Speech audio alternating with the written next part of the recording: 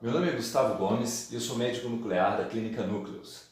No vídeo de hoje eu apresento um trecho do webinar O papel da medicina nuclear no câncer de próstata pós-ASCO 2020, onde o Dr. Fernando Vidigal, oncologista clínico, fala sobre a terapia com rádio 223. Para assistir o webinar completo, clique no link na descrição do seu vídeo. Fique bem e até uma próxima. Eu acho que nunca é demais lembrar, quando a gente fala de câncer de próstata, os números assustam, né? A gente analisa a perspectiva de envelhecimento populacional e vê que a gente vai ter uma curva logarítmica de pacientes e, obviamente, muitos desses pacientes vão ter uma doença metastática, a gente tem que cuidar bem deles. E é justamente essa discussão que a gente vai estar fazendo aqui hoje.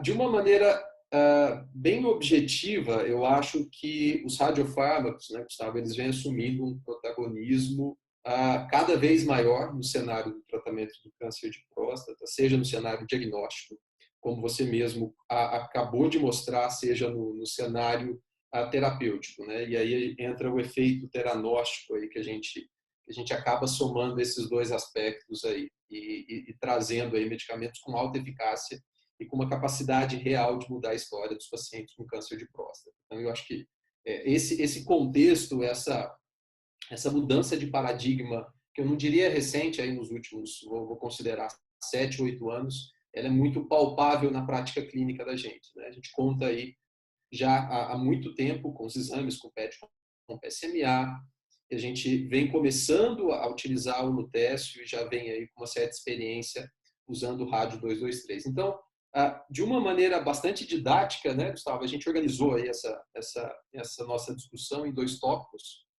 discutindo aí, falando um pouquinho de rádio 223, uma realidade um pouco mais palpável que a gente já vivencia, e falando um pouquinho também do efeito teranóstico do lutécio. A gente dividiu isso, acabou que eu me acabei focando um pouco mais aí nos estudos de rádio 223. Então, em primeiro lugar, né, vamos entender aí um pouquinho, de uma maneira bem básica, até peço desculpa pela maneira tão simples aí, mas vamos entender primeiro o cenário que a gente usa o rádio 223, né? A gente está falando de pacientes com doença metastática, quase pacientes aí, obviamente, que tenham recebido um bloqueio hormonal, seja ele medicamentoso, seja ele a castração cirúrgica, e que tenham progredido em vigência com níveis de testosterona abaixo de 50. Então, é o que a gente chama de câncer de próstata resistente à castração. E quando a gente fala de rádio 223, a gente está falando de um cenário de pacientes com doença óssea.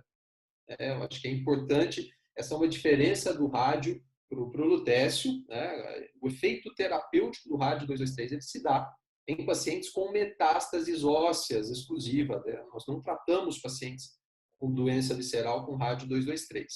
Do ponto de vista molecular, é um radiofármaco muito interessante, é uma partícula alfa, que tem um raio de ação muito curto, libera uma quantidade de energia muito grande, num raio muito curto, e o efeito prático disso é que você consegue poupar medula óssea, que é justamente ali onde estão as metástases, né, no osso, e próximo ali a gente tem a medula óssea, você consegue poupar mais a medula óssea do ponto de vista de toxicidade hematológica. Bem, o rádio ele já está aprovado no Brasil, a gente já usa o rádio, a gente teve um estudo clássico, que foi o estudo Alcímpica. Esse estudo lá em 2013 ele foi apresentado e foi um estudo muito interessante que avaliou pacientes com câncer de próstata metastático resistente à castração e pacientes randomizados para dois braços. Eles recebiam num braço o rádio 223 e no outro braço eles recebiam melhor cuidado clínico, aí desde analgésicos até manipulações hormonais de primeira e segunda geração. E do ponto de vista prático, a gente teve uma redução significativa do risco de morte com tratamento com rádio 223, uma redução aí da ordem de 37%, um perfil de eventos adversos bastante favorável do ponto de vista prático, tirando um pouco, né, Gustavo, o estigma que a gente tinha do samário de uma toxicidade hematológica significativa, realmente com uma facilidade em termos de administração significativa. E não só ele mostrou benefício em sobrevida global, mas ele também trouxe benefício em termos de alívio de dor e paliação de outros sintomas relevantes a tempo de uso de medicamentos subsequentes. Do ponto de vista prático, ele trouxe aí uma melhora significativa para esses pacientes. E aí a gente passou a utilizar o rádio, né, de uma maneira, obviamente, nesse cenário de pacientes com câncer de próstata metastático, resistente à castração, com doença óssea e doença óssea sintomática, e algumas perguntas vieram à tona, né? Assim, considerando todo o arsenal terapêutico, qual seria o momento ideal de se utilizar o rádio 223? Essa é uma pergunta muito relevante que a gente tem. Eu acho que a ASCO trouxe alguns dados que ajudam a gente a responder essa questão. E principalmente, na minha opinião, qual seria o papel do rádio também associado a outras medicações, que são eficazes no tratamento do câncer de próstata resistente à castração. Eu acho que é importante destacar também, antes de entrar propriamente nos estudos, que esse cenário de doença resistente à castração ele está exigindo cada vez mais drogas eficazes, medicamentos eficazes. Eu digo isso por quê? Porque anteriormente nós tínhamos os pacientes com uma doença metastática recebendo bloqueio hormonal isolado, né? E na progressão esse paciente recebia abiraterona, enzalutamida, rádio 223, docetaxel, cabazitaxel, enfim, todas as medicações disponíveis. O que a gente viu aí desde 2014 até agora é que essas medicações elas migraram do cenário resistente à castração para o cenário hormônio sensível. Então, a gente está usando essas drogas mais precocemente, né? O que, obviamente, vai ter um impacto lá na frente quando esse paciente progredir. Então, o paciente que tem uma doença hormônio sensível, que recebe o bloqueio hormonal, que é o standard of care, mais alguma outra coisa, seja docetaxel, seja abiraterona, a palutamida ou a enzalutamida, esse paciente vai precisar de uma droga mais eficaz aqui na frente, no cenário de doença resistente à castração. E uma dessas promessas, dessas drogas aí que podem entrar nesse cenário, é o rádio 223, né? Então, do ponto de vista prático, já entrando nos estudos que foram apresentados aí em pôster lá no Congresso Americano, que esse ano foi virtual, né? A gente acompanhou aí as apresentações de maneira virtual, considerando o contexto aí da pandemia. O primeiro estudo, Gustavo, que eu destaco é um estudo chamado REASSURE. Esse estudo foi conduzido pela doutora Celeste Aigano. É um estudo grande, é um estudo de vida real. Eu acho que a gente carece muito de estudos de vida real, que trazem um pouco mais na prática os resultados dos estudos fase 3. A gente já tinha os dados do Alcímpica, e vem esse estudo REASSURE. E esse estudo avaliou mais de 1.400 pacientes que receberam a rádio 223 no cenário de doença resistente à castração, né? E eles avaliaram um subgrupo específico de pacientes que receberam o rádio 223 e que posteriormente, na progressão, eles receberam docetaxel, que é um quimioterápico também aprovado há muito tempo, né, no cenário de doença resistente à castração. E a pergunta ela tem um sentido maior, que é a preocupação em relação à toxicidade hematológica. A gente sabe que o docetaxel, como quimioterápico, ele tem um certo grau de toxicidade hematológica, que não é desprezível, é um quimioterápico, e existe sempre aquela preocupação em relação à toxicidade hematológica do rádio 223. Então, eles avaliaram 173 pacientes que haviam recebido o rádio 223 e que depois receberam docetaxel, né? E procuraram avaliar do ponto de vista prático, primeiro, será que essa sequência é segura? Será que a gente não teria um aumento de toxicidade, conforme eu já falei, principalmente hematológica, né? E para ir bem direto ao ponto aqui, o que eles viram é que não teve um aumento de toxicidade hematológica significativa. O risco que você tem utilizando o rádio 223 em termos de toxicidade hematológica e o risco que você tem utilizando o docetaxel na sequência do rádio 223 é o mesmo. Você não tem uma toxicidade medular cumulativa, né? Então, acho que esse estudo traz aí uma informação relevante principalmente no que diz respeito à sequência de tratamento, né? Isso é um tópico absolutamente controverso na literatura. A gente não tem estudos avaliando de uma maneira sistêmica as sequências específicas de tratamento. A gente tem poucos estudos que tocam nesse ponto e mostrando que talvez você possa até utilizar o rádio 223 um pouco mais precoce do que a quimioterapia com docetaxel, considerando que a toxicidade não vai ser tão significativa assim. Você não vai estar atrelando, conforme eu já falei, toxicidade hematológica. Então, acho que esse foi um dado bastante relevante e eu acho que a gente vai ter outros dados ainda desse estudo REASSURE, provavelmente aí nos próximos congressos, trazendo dados principalmente em relação à sequência de tratamento com rádio 223. Então, acho que essa era a primeira informação que eu queria trazer no que diz respeito à toxicidade hematológica e a possibilidade de se utilizar mais precocemente o rádio 223. Saindo disso, Gustavo, eu acho que um dos pontos que deve ser explorado cada vez mais daqui para frente em relação ao câncer de próstata diz respeito às combinações de tratamento, né? A gente sabe que seja a quimioterapia, sejam as novas manipulações hormonais, sejam os radiofármacos, eles têm um potencial sinergístico, né? E de forma que muitas vezes você utilizando dois medicamentos simultaneamente, você primeiro você precisa garantir que esse paciente tolere o tratamento, né? Que o tratamento não seja tóxico demais, mas ao mesmo tempo você traz um aumento da eficácia, explorando o que tem de melhor entre essas duas medicações, né? Seria uma sobreposição de benefícios sem aumentar significativamente a toxicidade do tratamento. Então, acho que a gente vai caminhar muito em relação ao tratamento agora do câncer de próstata com as combinações.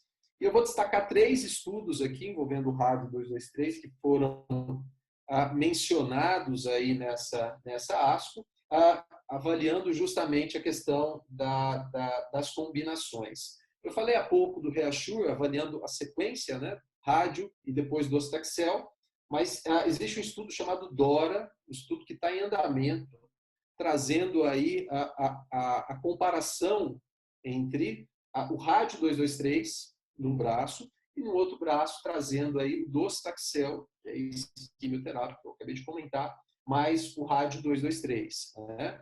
A gente já tem um estudo de 2014, apresentado na ASCO, que não mostrou um aumento de toxicidade, com associação de quimioterapia mais rádio 223. Então, esse estudo ele está em andamento, a gente está guardando aí os dados desse estudo.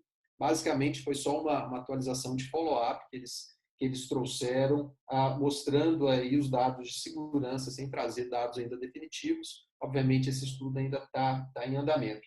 Então, acho que essa combinação é uma combinação muito interessante. E a gente teve uma outra combinação que eu acho que aborda aí, provavelmente, as duas grandes fronteiras que a gente vai avançar, que é um estudo de combinação de niraparib, uma droga inibidora de PARP, e o rádio 223.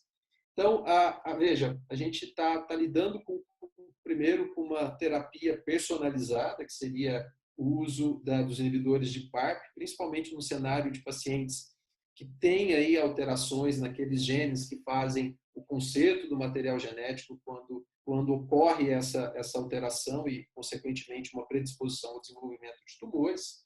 Então, a gente tem aí essa droga, que é o niraparib, que foi avaliado junto com o rádio 223.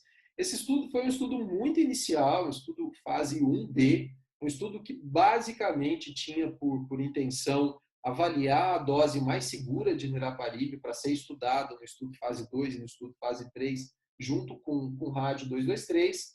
E esse estudo é um estudo que tem um racional bastante interessante de se analisar, né? A gente sabe que o rádio ele induz a quebra da dupla fita de DNA, né?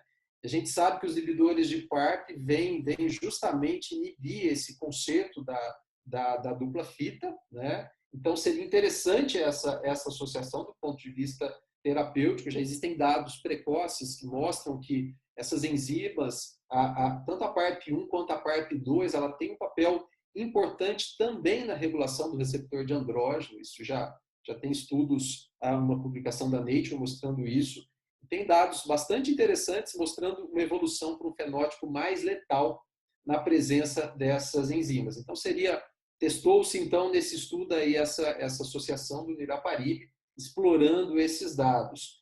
E do ponto de vista prático, a gente vai ter que ter uma atenção especial aí sim com toxicidade hematológica, monitorar esses pacientes em uso de niraparib. Basicamente, a dose que eles aceitaram e concordaram do ponto de vista desse estudo, que foi, o objetivo era avaliar a dose, foi a dose de 200 miligramas para niraparib, mas fica aí muito mais o conceito dessa combinação e o potencial de estudo do que propriamente aí os dados da dose que vai para fase 2 para fase 3.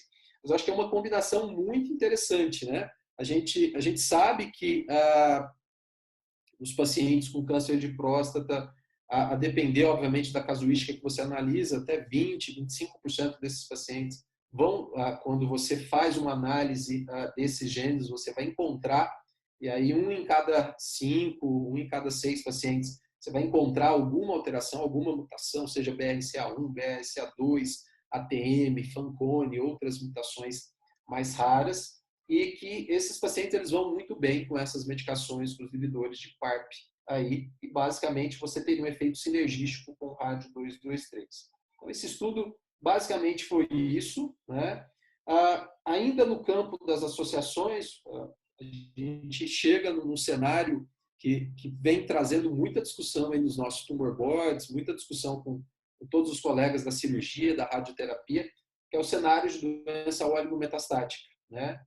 A gente sabe que existe um subgrupo de pacientes com doença metastática com um número limitado de metástases, com uma doença muitas vezes um pouco mais indolente, e que aí, obviamente, você explorar isso do ponto de vista de tratamento local seria interessante. Tem um estudo aí também correndo, um estudo avaliando o rádio com o rádio 223, com radioterapia, com radiocirurgia, para pacientes que tinham até 3 lesões, né? Mostrando sim que é possível, do ponto de vista de segurança, você utilizar essa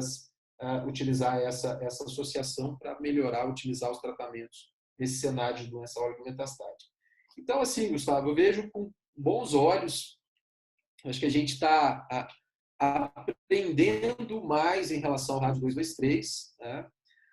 Eu sou um entusiasta da associação do rádio com outras medicações, explorando, obviamente, o efeito sinergístico.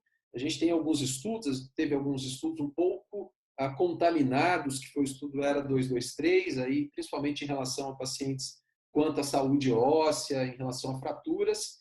A gente teve um outro estudo também avaliando o rádio 223 em associação com enzalutamida, o estudo PICE, e o que a gente viu foi resultados bastante interessantes. O estudo ainda está correndo, o Brasil vai participar, incluindo pacientes nesse estudo, e eu acho que daqui para frente a gente deve caminhar muito nesse sentido aí, dessas associações, e tentar entender um pouco mais o papel do rádio no que diz respeito à sequência de tratamento e possíveis associações. Então, eu acho que eram esses os comentários que eu queria fazer, e fico à disposição aí de vocês, Gustavo.